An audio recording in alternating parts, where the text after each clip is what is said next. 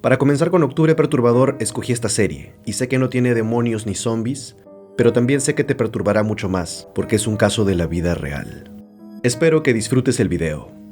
Esta historia empieza en Milwaukee, Wisconsin, en el año 1991. Aquí conocemos a Jeffrey Dahmer, un chico caucásico y rubio, que se ve muy callado y raro.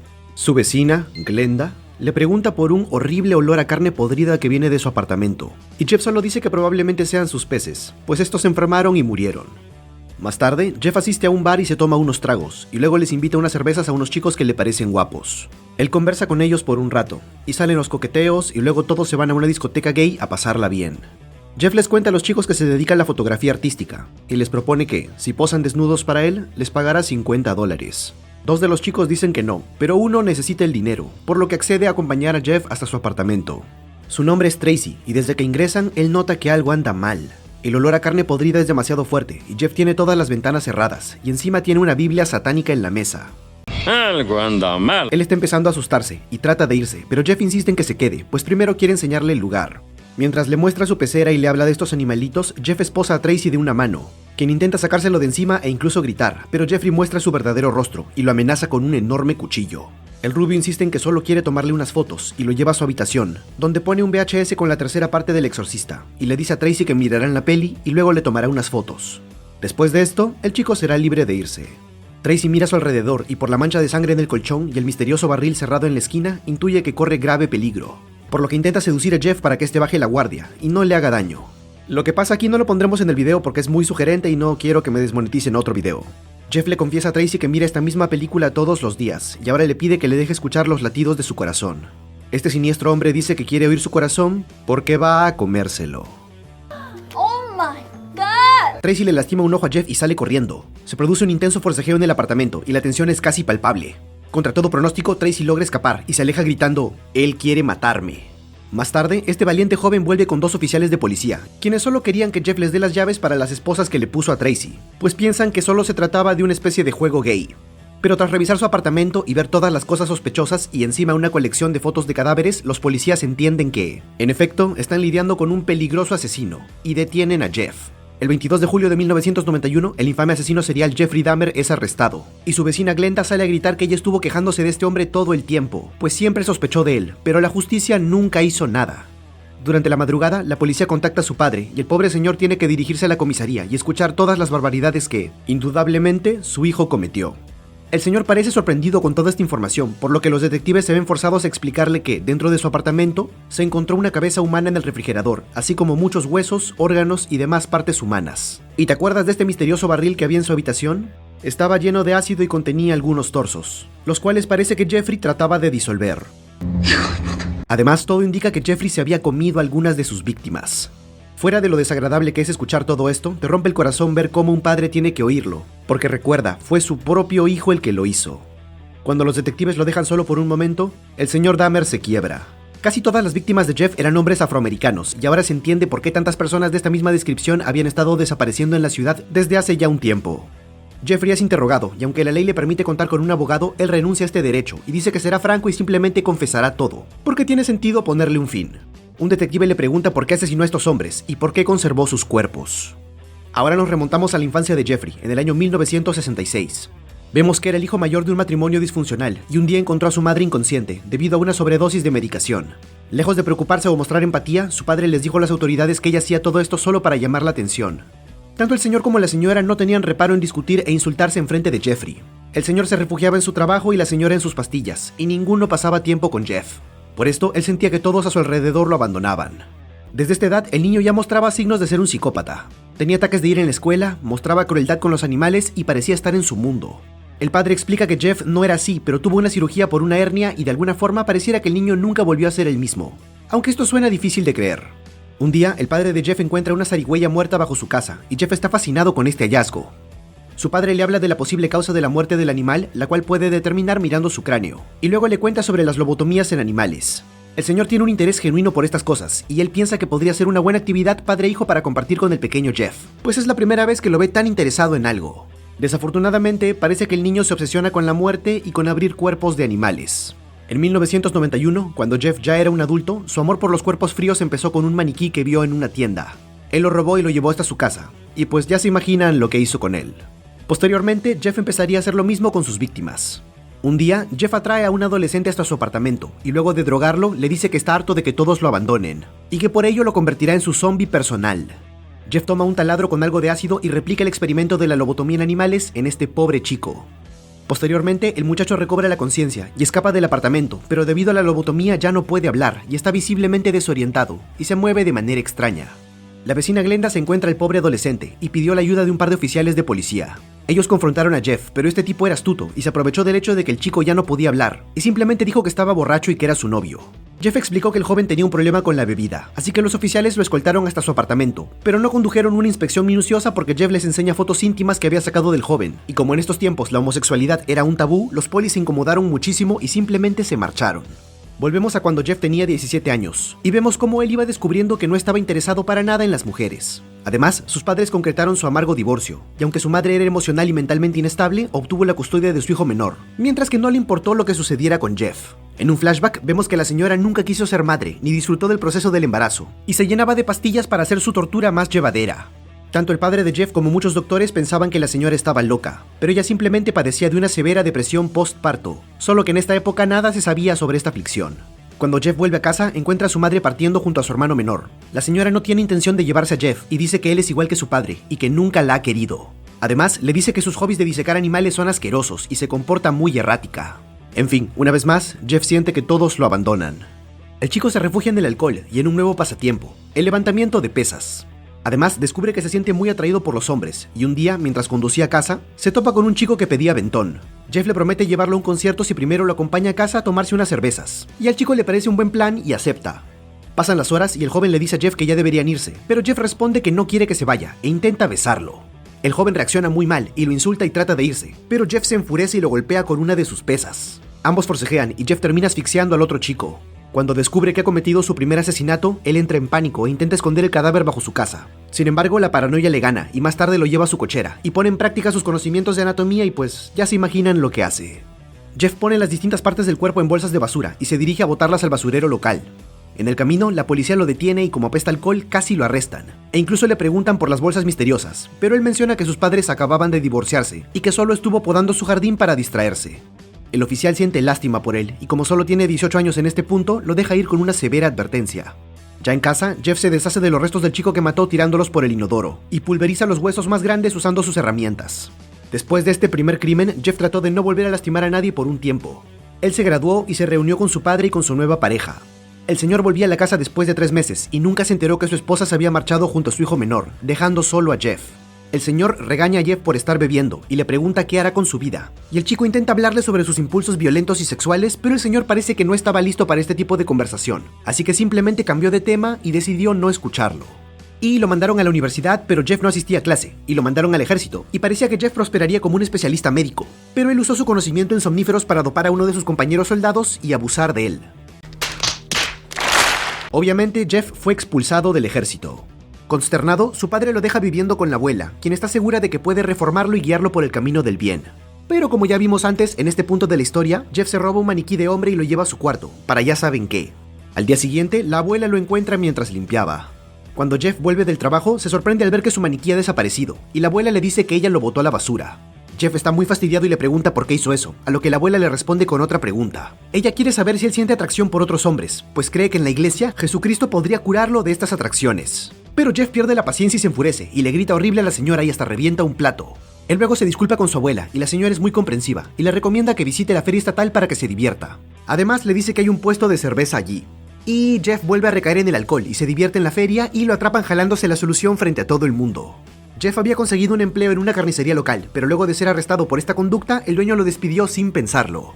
Luego, Jeff consigue otro trabajo en un banco de sangre, pero también lo arruina pues empieza a robarse las bolsas de sangre y se las lleva a su habitación, y por primera vez prueba la sangre humana, así que naturalmente también lo despiden. Jeff empieza a frecuentar bares y discotecas gay y sabe que le atraen los hombres, pero no parece interesado en la intimidad tradicional y prefiere drogarlos y dormirlos y hacer cositas con ellos en ese estado. El dueño del hotel le informa a la policía de estos hechos y Jeff es baneado de todos los saunas y hoteles del amor en el área, por enfermo. Pero esto no impide que Jeffrey siga haciendo de las suyas y lleve a un joven a un hotel muy caro. Allí, Jeff empieza su rutina de somníferos mezclados con alcohol, pero su compañero lo distrae y Jeff termina autodopándose. Aún así, Jeff consigue drogar al otro chico y cuando despierta por la mañana descubre que cometió su segundo asesinato. Luego de entrar en pánico, Jeff resuelve comprar una enorme maleta donde mete el cuerpo sin vida del joven. Posteriormente lo lleva a su casa y se encarga de los restos. Más tarde vemos que Jeff de hecho conservó la cabeza en una bolsa. Jeff les explica a sus interrogadores que los primeros 2 asesinatos que cometió fueron accidentes. Sin embargo, desde aquel joven en el hotel, Jeff empezó a traer a jóvenes a casa de su abuela y a drogarlos y posteriormente matarlos. Él mantenía los cuerpos en el sótano, por lo que fue solo cuestión de tiempo para que la abuela notara el terrible olor. Incluso, un día encontró un altar satánico que Jeff tenía en la casa. La abuela le pidió al padre de Jeff que venga a revisar el sótano, ya que el chico rubio se negaba a hacer algo con respecto del olor pestilente. El señor encontró las herramientas y restos de sangre, pero Jeff le dijo que era todo parte de su taxidermia y experimentos con animales. Después de casi ser descubierto, Jeff trató de mantenerse bajo el radar por unos meses y no hacer nada malo. Sin embargo, el tiempo pasa y Jeff vuelve a hacerlo. Él droga a un joven afroamericano, pero la abuela escucha el escándalo en la sala y cuando ve al chico inconsciente, le pregunta a Jeff qué estaban haciendo. Jeff le dice que solo quería ayudarlo, pues este tipo estaba muy borracho. Pero la señora algo sospecha y decide quedarse con él toda la noche, para vigilar que no le pase nada. Posteriormente, este chico denuncia a Jeff, pero siendo la palabra de un joven negro contra la de uno blanco, la policía no hizo mucho con el caso. Después, drogó a un adolescente asiático y parece que abusó de él, pero este chico pudo escapar y llegar hasta su casa, donde fue auxiliado por sus padres. La familia presentó cargos, pero una vez más, siendo inmigrantes, el sistema de justicia se inclinó del lado de Jeff, y solo le dieron 1 año en el correccional. El padre de Jeff muere de vergüenza y pena, pero confía en que el sistema juvenil ayudará a su hijo a superar su alcoholismo y demás trastornos durante el año que permanezca allí. Sin embargo, cuando por fin cumple su sentencia y su viejo lo visita, Jeff le cuenta que nunca habló con un consejero o con un psicólogo. Simplemente lo dejaron solo y se mantuvo aislado. El pobre señor entiende que lo que sea que es su hijo no cambió y no se curó. Aquí conocemos a Tony, un joven afroamericano que creció siendo sordo y por ello debió superar muchísimo rechazo y decepciones, pero nunca dejó de ser buena onda y luchar por sus sueños de entrar en el mundo del modelaje y encontrar el amor. Él conoció a Jeff en un bar gay e inmediatamente hicieron clic y tuvieron una conexión. Jeff quedó fascinado con Tony y salieron un par de veces y se coquetearon de forma muy tierna. Un día, Jeff se anima a invitarlo a su apartamento. Él consideró volver a su modus operandi de drogarlo y matarlo, pero por algún motivo decidió no hacerlo. En lugar de eso, siguieron la noche de forma normal y jugaron un juego de mesa que Jeff inventó, y una cosa llevó a la otra y terminaron besándose. Ellos pasaron la noche juntos, pero al día siguiente Tony debía volver a chambear. Él trabajaba en otra ciudad, por lo que solo podría volver los fines de semana. Jeff le pide que no se vaya y le pregunta cómo puede saber que él de verdad volverá, a lo que Tony le pide que confíe en él. Jeff de nuevo tiene su crisis de todos me abandonan y toma un martillo de su mesa de noche y se prepara para matar a su nuevo amor. Pero algo en Tony le inspira confianza y el chico promete que no desaparecerá y se despide con un beso y se marcha muy jovial. Por un momento parecía que Jeffrey Dahmer se había reformado y que habiendo conocido a una persona especial, él cambiaría su vida. Pero desgraciadamente Tony olvida sus llaves y vuelve a entrar al apartamento de Jeffrey, donde este finalmente lo asesina. La familia de Tony condujo una incansable búsqueda, pero siendo él un joven negro, gay y sordo, la policía nunca hizo nada por ayudarlos. Volvemos a 1991, tiempo posterior al arresto de Jeff, y cuando el tema llega a las noticias, la población de Milwaukee y el resto de la nación se entera que, mientras estos horribles asesinatos se cometían impunemente, la vecina que sospechaba de Jeff, Glenda, había estado llamando a la policía decenas de veces. Ella protestó cuando los policías vieron al niño que Jeff había drogado y solo lo ayudaron a llevarlo de vuelta a su apartamento. Ella intentó llamar para confirmar que el joven sea mayor de edad, pero los policías nunca verificaron su identificación. Noche tras noche, Glenda se despertaba por los gritos que venían del apartamento de al lado, donde su vecino Jeff masacraba jóvenes. La policía nunca hizo caso a sus llamadas. A los interrogadores de Jeff les toca visitar a las familias de todas las víctimas, quienes nunca dejaron de buscar a sus seres queridos, y con el dolor de su alma, informarles que ellos están muertos. Tantas muertes pudieron haberse evitado si los efectivos policiales hubieran sido competentes, y no pecaran de racistas u homofóbicos. Aquí la opinión pública pega el grito al cielo y se vuelve evidente que en este país la justicia y la policía discriminan o ignoran a todo aquel ciudadano que no sea blanco. Y gracias a esta negligencia, un asesino como Jeffrey Dahmer pudo actuar libremente por años. Jesse Jackson, un pastor y activista de los derechos civiles, llegó hasta Milwaukee para unir a la comunidad en general y a las familias de las víctimas, para protestar de forma pacífica en que haya consecuencias por toda esta negligencia, y los 2 oficiales que devolvieron al adolescente drogado con Jeff fueron suspendidos de la policía. Sin embargo, fueron reincorporados al poco tiempo, debido a la presión del sindicato de policías. El pastor Jackson se dirigió a la comunidad para decirles que este movimiento no pretendía crear más desunión, sino para garantizar que nunca más, en este y otros estados, se den las condiciones que permitan que una persona tan mala como Jeff pueda actuar impunemente. Otra cosa muy triste es cuando Jeff finalmente se encuentra con su padre, y el señor ya sabe todo lo que su hijo ha hecho. Incluso entonces, el señor Dahmer le dice a su hijo que necesita ayuda profesional, y que él cree que aún puede ser curado. El señor y el abogado de Jeff tratan de convencerlo para que, a fin de evitar pasar el resto de su vida en prisión, Jeff alegue demencia. O sea, diga que estaba loco cuando cometió esos crímenes. Pero Jeff dice que esto simplemente no es cierto y que él sabía lo que hacía, simplemente no quería parar. Miembros de todas las familias de las víctimas de Jeff llegan a declarar en su juicio. Evidentemente, hay momentos muy emotivos. Jeffrey declara que actuó deliberadamente y que lamenta el daño que les causó a las familias. Él espera que por lo menos haya contribuido con la información que le dio la policía sobre dónde encontrar y cómo identificar los cuerpos, o lo que quedaba de ellos. Al final del juicio, Jeffrey es encontrado culpable y condenado a 15 cadenas perpetuas, una por cada víctima confirmada. Cuando Jeffrey tiene a su padre frente a frente por última vez, el señor le dice que todo es su culpa, por enseñarle a disecar y examinar animales, y por nunca permitirle hablar de su sexualidad y otros temas incómodos. El señor rompe a llorar y le promete a su hijo que lo compensará por haber sido un mal padre y haberlo dejado solo tanto tiempo. Aunque la madre de Jeff hizo su vida muy aparte, ella fue acosada por la prensa cuando se supo de los crímenes de Jeffrey, y se sintió muy presionada. Ella escribe una carta admitiendo que, aunque no es culpable de los crímenes de su hijo, debe reconocer que no fue una buena madre, y tiene algo de responsabilidad. La señora rompió la manguera de gas e intentó tomar su propia vida, aunque recibió atención médica a tiempo y sobrevivió. En prisión, Jeff se enteró que ahora era una celebridad, o mejor dicho, un personaje de terror. La gente se disfrazaba como él para Halloween, y hasta tenía fans. Sintiéndose más seguro que nunca, él empezó a alardear de sus asesinatos y canibalismo ante los otros presos, y obviamente esto enfureció a la comunidad afroamericana. El padre de Jeff decidió escribir un libro narrando su fallida relación con su hijo, y este de hecho obtuvo muy buenas críticas, por lo que las familias de las víctimas de Jeff, con justa razón, demandaron que se les diera parte de las ganancias, y el jurado validó esta demanda. La familia del adolescente asiático que Jeff trató de zombificar se asesora con una abogada, y resuelven demandar a la ciudad por $10 millones en reparación civil. Y aunque no consiguen esta cifra, por lo menos reciben un pago por $850,000. Jeff asiste a misa en prisión, pero ya ha hecho demasiados enemigos, y un joven negro lo apuñala. Sorprendentemente, Jeff sobrevive al ataque y sigue volviéndose una celebridad a los ojos de adolescentes idiotas, quienes le envían cartas de amor, dibujos, fotos y dinero. Un preso de apellido Scarver se harta del comportamiento de Jeff y le dice que deje de actuar como un famoso y de jugarle bromas al resto de presos. Scarver encuentra muy raro que Jeff esté vendiendo sus autógrafos y sea tan conocido, por lo que investiga el motivo de que el joven esté aquí encerrado. Siendo un nuevo cristiano, Scarver dice que pudo cambiar su vida y enmendar sus errores, pero cuando lee todo lo que Jeff les hizo a sus víctimas se llena de repulsión y odio al ver que este maldito asesino recibe el sacramento del bautismo y se encamina a ser perdonado por sus pecados. Un día, Scarver es puesto a trabajar limpiando el gimnasio y las duchas, junto a Jeff y otro preso. El guardia a cargo se va por un momento, y Jeff escucha ruidos extraños viniendo de las duchas. Scarver aparece cubierto de sangre y le dice a Jeff que el otro sujeto merecía morir, pues mató a su esposa e intentó culpar a 2 hombres negros. Sin embargo, Scarver dice que eso no se compara a todos los crímenes que Jeff cometió. El rubio intenta escapar, pero Scarver le dice que no importa que se haya convertido a la iglesia, y que haya sido bautizado, y que ahora diga que cree en Dios, pues nunca podrá escapar a la ira del Señor, y Scarver, el día de hoy, es su vasallo. Scarver golpea brutalmente a Jeff por todo lo que le hizo a ese pobre chico adolescente y a todas sus víctimas, y mientras Jeff recuerda todas aquellas vidas que apagó con la misma crueldad, Scarver le destroza la cara.